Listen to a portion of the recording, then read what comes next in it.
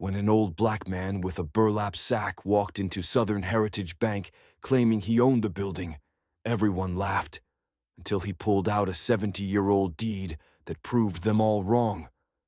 The manager scoffed, the teller sneered.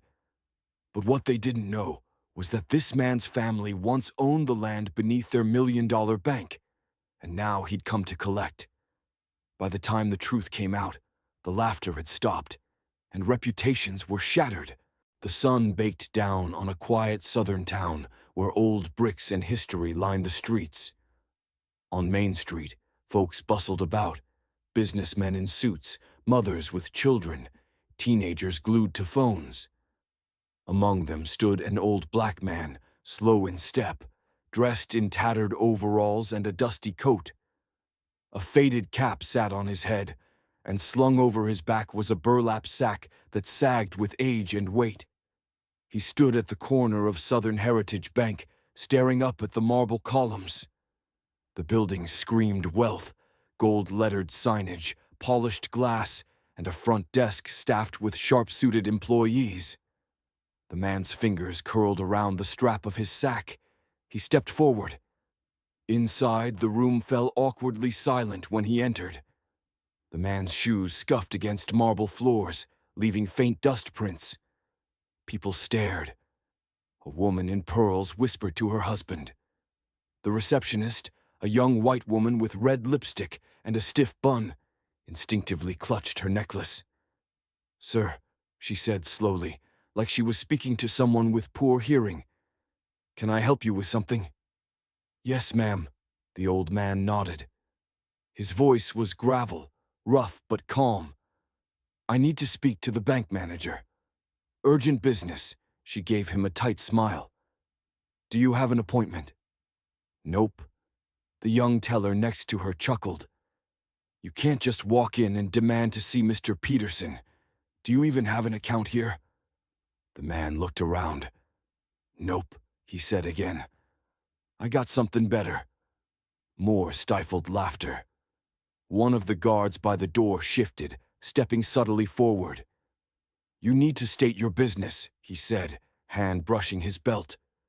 The old man looked down. His voice lowered, but it held firmness now.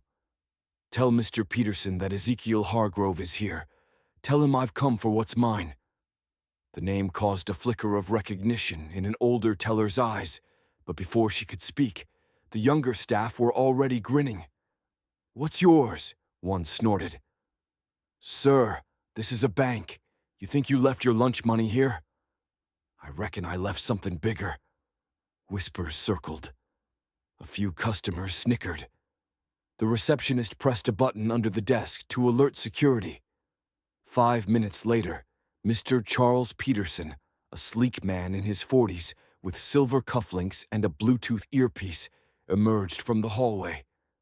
His eyes scanned the lobby until they landed on the old man. "You the one asking for me?" Ezekiel nodded. "Been a long time, Charles." Mr. Peterson blinked. "Have we met?" "Nope, but you've been working in my building for 10 years. That did it. Laughter erupted. Even Peterson gave a soft chuckle. "Your building. Sir, I don't know what kind of scam you're pulling, but..." Ezekiel reached into his sack and pulled out a dusty leather-bound binder and a crumpled envelope. "This here," he said, laying them on the counter, "might change your tune." Peterson sighed, motioned to a security guard. "Get this man out."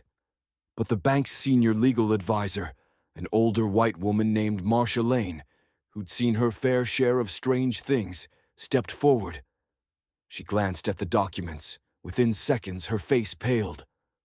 "Wait," she whispered. "Sir, is your name Ezekiel John Hargrove?" "Yes, ma'am." She reached out slowly and opened the binder, flipping through pages, original deeds, ownership transfers, and an unsigned escrow agreement. At the bottom was an ancient stamp from 1948 and an address that matched the very building they stood in. Marcia looked up. "Mr. Peterson, we need to take this man seriously. Now." Mr. Peterson sat stiffly in his office, across from Ezekiel, who sat casually with his hands resting on the burlap sack in his lap. Beside them sat Marcia, expression unreadable, reviewing the documents a second time. This can't be real, Peterson muttered, beads of sweat now forming on his brow. How could you own? Marcia cut him off. The deed predates the founding of the Southern Heritage Bank as we know it. It appears the building sits on land that once belonged to the Hargrove Family Trust. Not just the land. The entire structure was financed by Ezekiel's grandfather through a community lending circle, one of the first black-owned cooperative groups post-war. Peterson blinked. But that would have been over 70 years ago. Ezekiel nodded. My granddaddy couldn't read, but he was smart. So was my mama.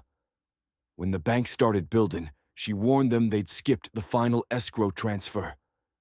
Told them they'd owe rent if they ever ran a business here without buying the land outright. And they never bought it, Marcia asked. Nope. Slapped their name on the door and hoped a black family wouldn't remember. Marcia looked up. And the trust still exists. Sure does. Been paying taxes on this place every year. I may not have no fancy degree, but I ain't let this paper go. Outside, news had begun to spread. A few employees who'd laughed before were now whispering nervously. One teller pulled out their phone and began Googling Hargrove Southern Trust. The results confirmed everything.